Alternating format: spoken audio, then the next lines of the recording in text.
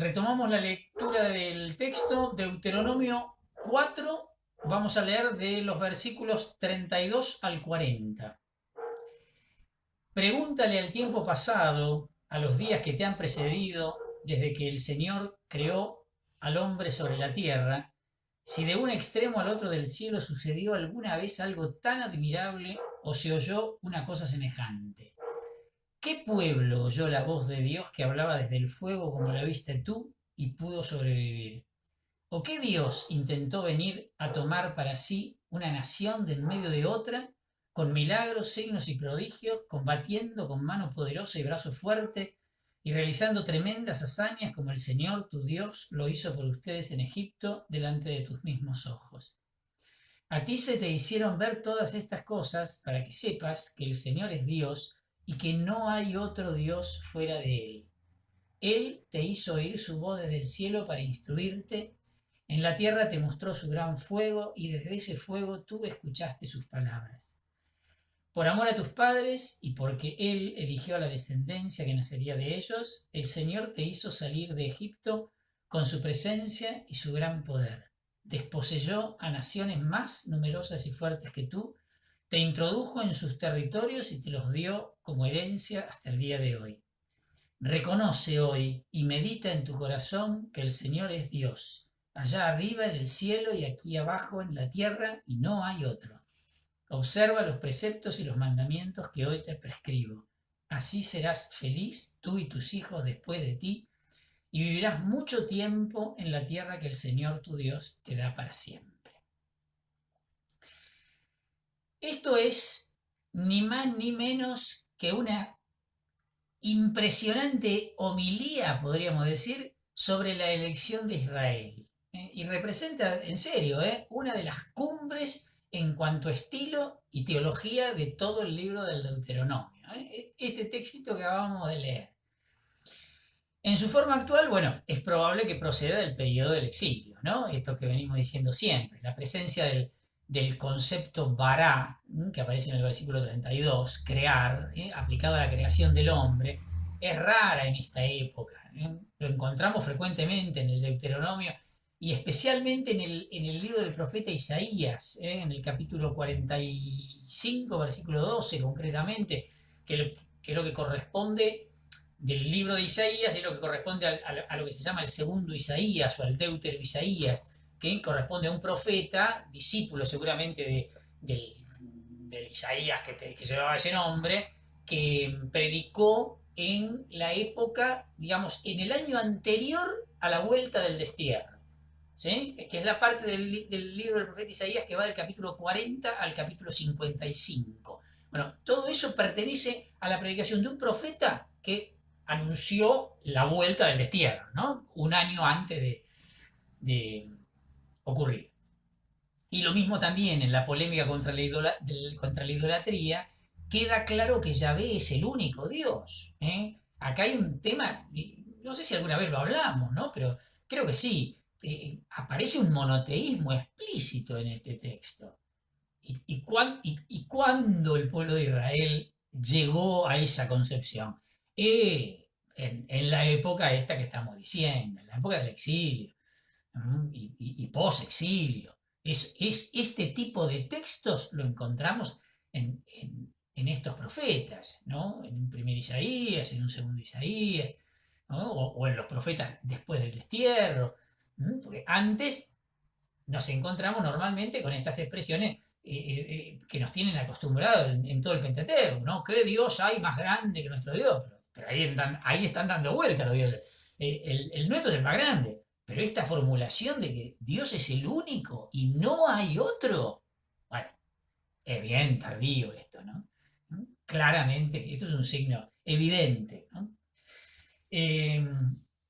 Bueno, en el versículo 33 nuevamente aparece el tema del no poder ver a Dios y seguir viviendo. Bueno, tema que va a seguir apareciendo, ¿no? En el libro de los jueces, etc., ¿no? En el versículo 34, esta manera de hablar del éxodo en forma de preguntas era ya prácticamente canónica. Había sido fijada por la repetición litúrgica, ¿no? ¿Vieron? O qué Dios intentó venir a tomar para sí una nación. Bueno, estas son típicas formulaciones litúrgicas que se terminaron canonizando y que entonces ya quedaron como fijadas. Piensen ustedes que esto sigue siendo importante hoy en el contexto de cualquier ritual. Imagínense en un contexto donde no hay textos para la liturgia. La liturgia era todo memoria, todo memoria. Entonces, digamos, el tema de la repetición y de la transmisión de generación en generación de esto era capital, era importantísimo. Era el único medio, el único medio de que pervivieran estos recuerdos, ¿no? Bueno, en el versículo 39, Yahvé había desalojado definitivamente, entonces esto que decíamos recién del monoteísmo explícito, a los dioses de la tierra y del cielo, de Canaán y de las naciones vecinas. Esto queda clarísimo, clarísimo.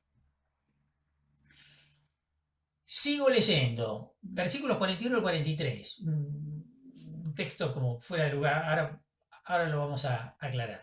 Dice, Moisés destinó 3 ciudades situadas al este del Jordán, para que en ellas se refugiara el homicida que hubiera matado a alguien involuntariamente, sin haberlo odiado antes, buscando asilo en una de esas ciudades salvaría su vida. Estas ciudades eran para los rubenitas Beser, que estaba situada en el desierto, en el altiplano, para los gaditas Ramot de Galaad y para los manasitas Golán de Basán.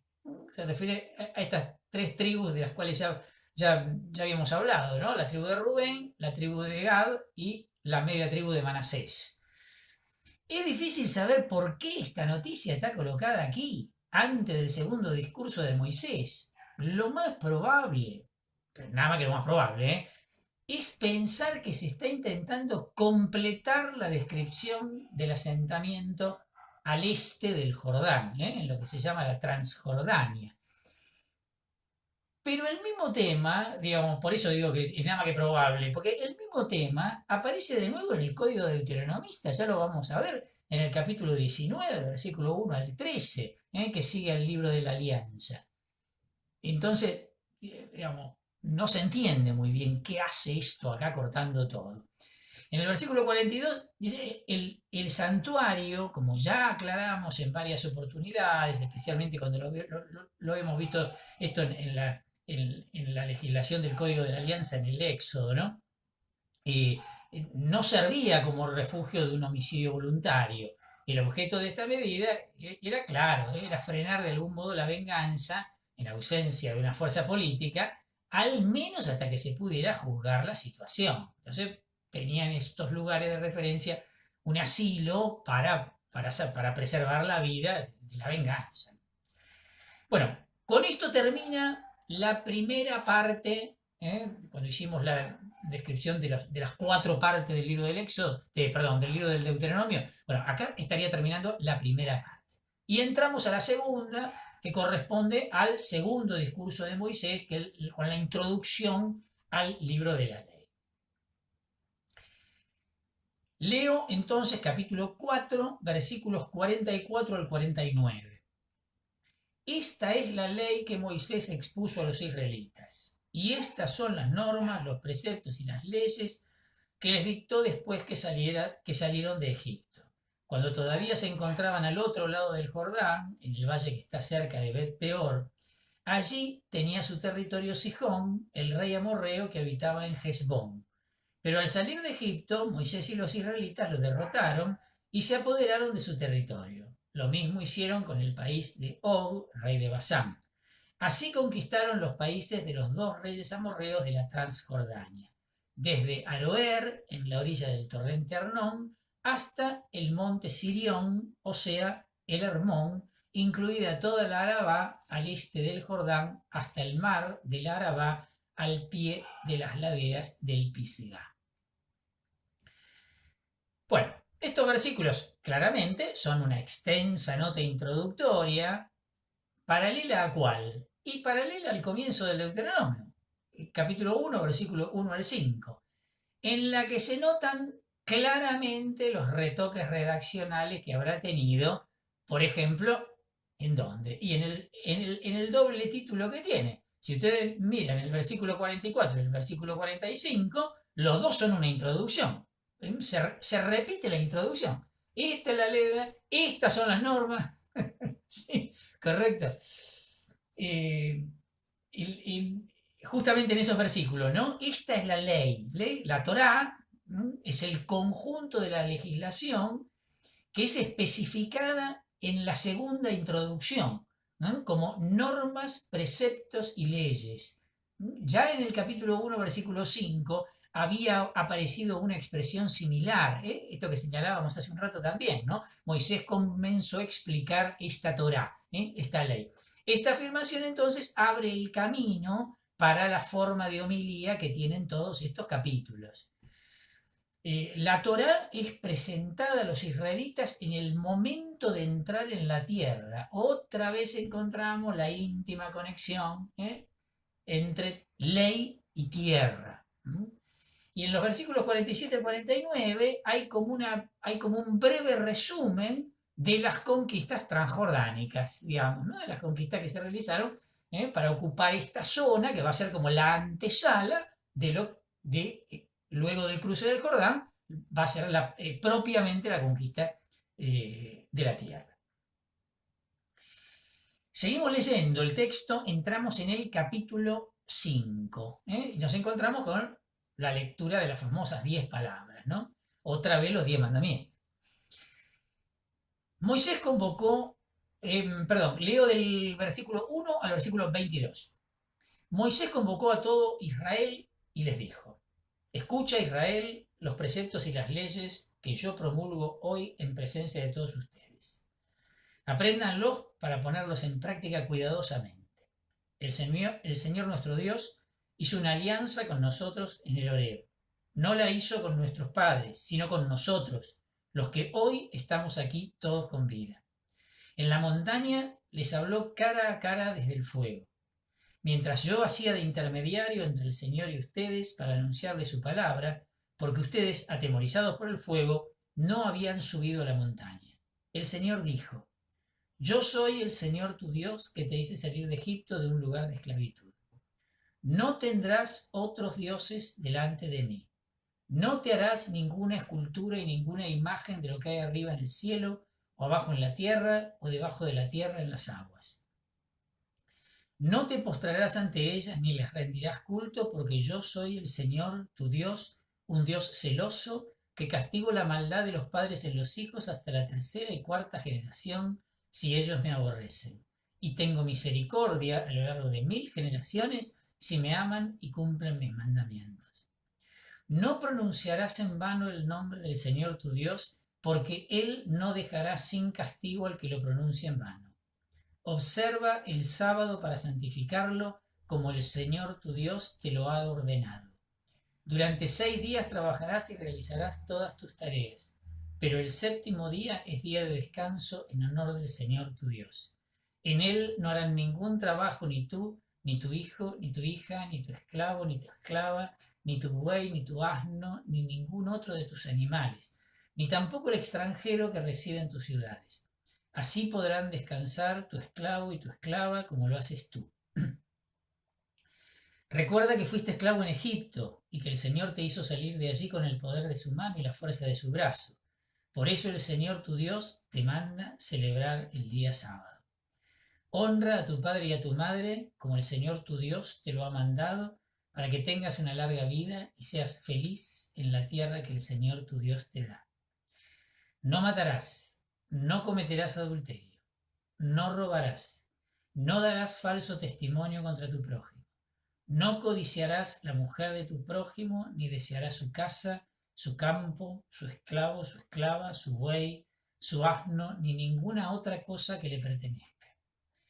Estas son las palabras que el Señor les dirigió en la montaña cuando todos ustedes estaban reunidos. Él les habló con voz potente desde el fuego, la nube y una densa oscuridad.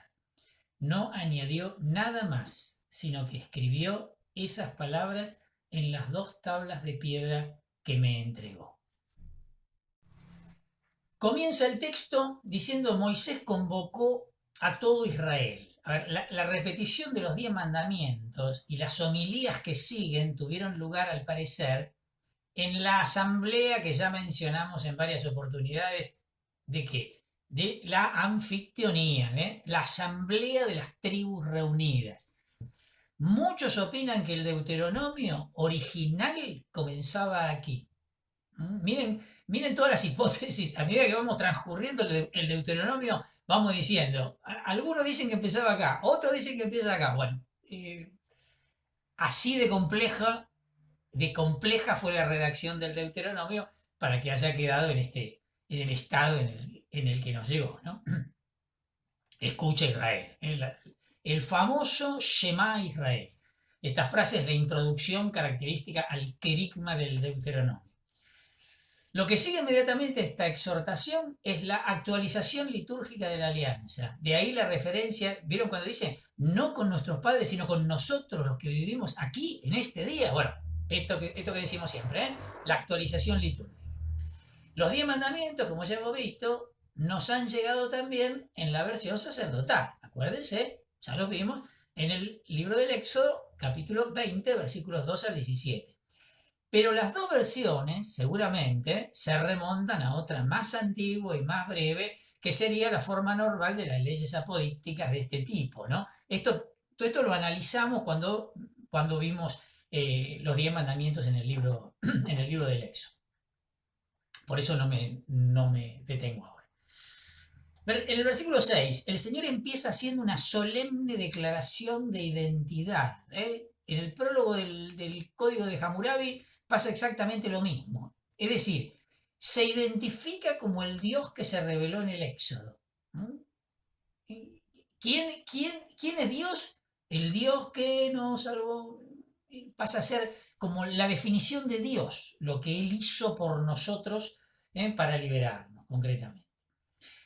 En el versículo 9, una vez más el Deuteronomio pone de relieve este tema de la responsabilidad corporativa. Vieron que en varias oportunidades hablamos de esto, o la solidaridad del grupo unido por la misma sangre, tanto en el aspecto horizontal, los pertenecientes a una misma tribu, por ejemplo, como aquí en el sentido vertical, padres, hijos, nietos, ¿sí? Están los dos sentidos. Esta profunda verdad religiosa, al menos así está planteada aquí, fue corregida paulatinamente mediante la insistencia en la responsabilidad o la culpabilidad individual, sobre todo después del destierro. Pero ya vamos a ver que más adelante, en el libro del Deuteronomio, cuando tenga influencia de textos del exilio, ya va a aparecer incluso en el Deuteronomio como esta no contradicción, porque fueron dos cosas que se dieron en tiempos distintos, pero de este paso, de esta responsabilidad colectiva a una responsabilidad individual por el pecado. Se sigue manteniendo la línea horizontal, pero se rompe la vertical. ¿Se entiende, no? La solidaridad tribal sigue existiendo, pero se rompe la vertical.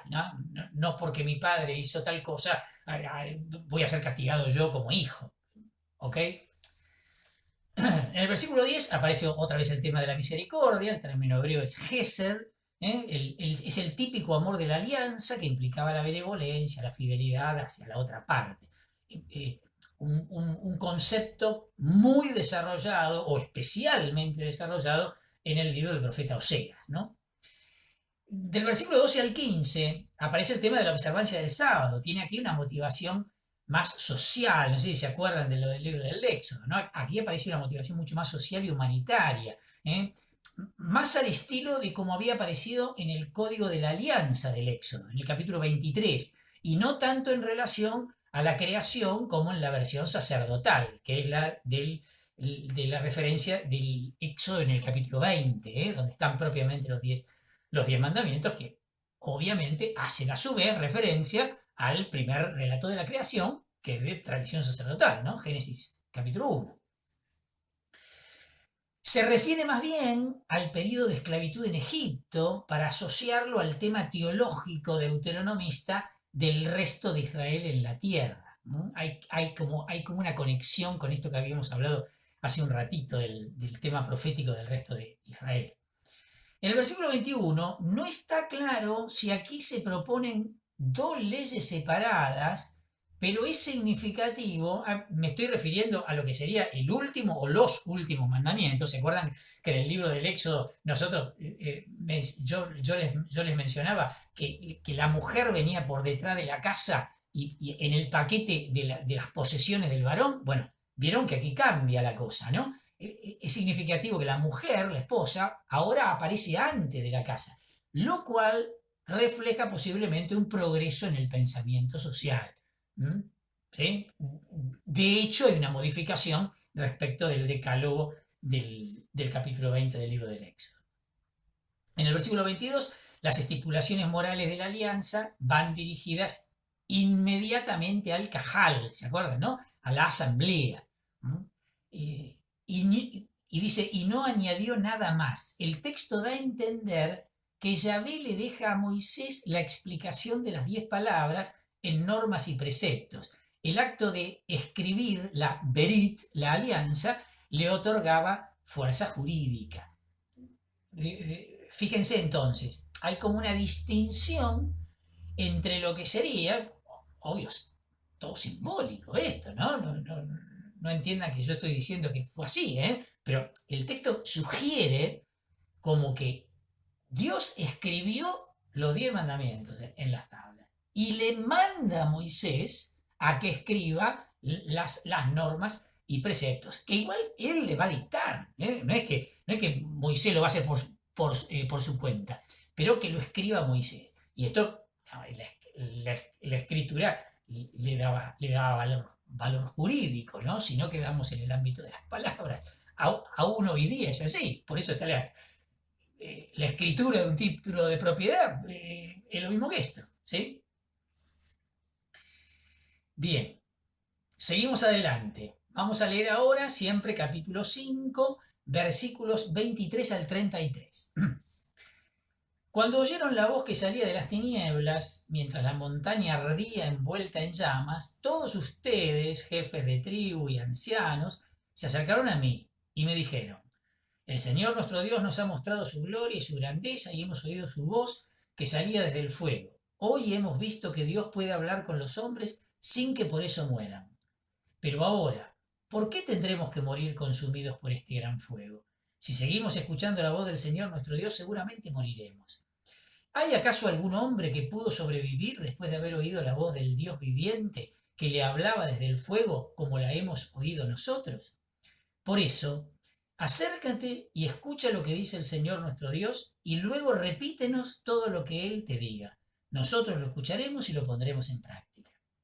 Cuando el Señor oyó las palabras que ustedes me dirigieron, me advirtió: he oído las palabras que te dijo este pueblo. Todo lo que han dicho está muy bien. Ojalá que siempre estén dispuestos como ahora a temerme y a cumplir mis mandamientos. Así ellos y sus hijos serán siempre felices. Ahora ve a decirles que regresen a sus carpas. Tú, en cambio, quédate aquí junto a mí y yo te indicaré los mandamientos, los preceptos y las leyes que deberás enseñarles a fin de que los pongan en práctica en la tierra que les daré en posesión. Pongan cuidado en practicar lo que el Señor su Dios les ha ordenado sin desviarse ni a la derecha ni a la izquierda. Vayan por el camino que el Señor su Dios les ha trazado para gozar de una larga vida en la tierra que van a tomar posesión. De la que van a tomar posesión. Bueno, en el versículo 23, otra vez la experiencia del Horeb fue recreada probablemente desde una fecha muy temprana en la liturgia de la renovación de la alianza. Siempre estamos en contexto litúrgico, sin ningún lugar a dudas. El tema del Dios de la vida, que implica el rechazo de los dioses falsos, que supuestamente están muertos entonces, aparece especialmente asociado al Deuteronomio y va a ser algo que vamos a ver permanentemente a lo largo de toda la historia deuteronomista. También en el profeta Jeremías, también en el profeta Oseas, etc. Con las palabras que aparecen en el versículo 27 del pueblo, queda establecido el papel de Moisés como mediador. Una función que era esencialmente sacerdotal. Por lo tanto, queda claro que esta noticia no puede provenir de la tradición sacerdotal. ¿Sí?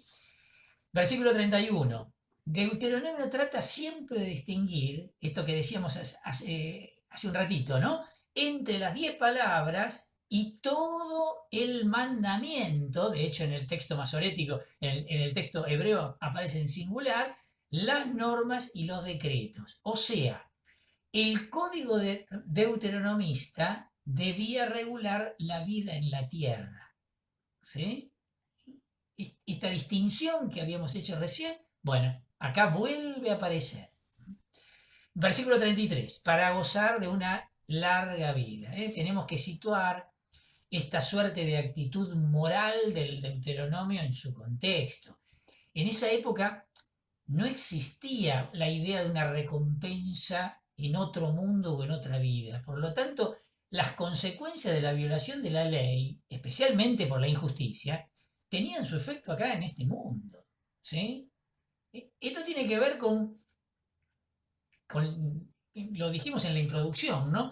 Con esta ecuación o con esta fórmula que va a desarrollar el Deuteronomio y que va a seguir después durante muchísimo tiempo en Israel, ¿no?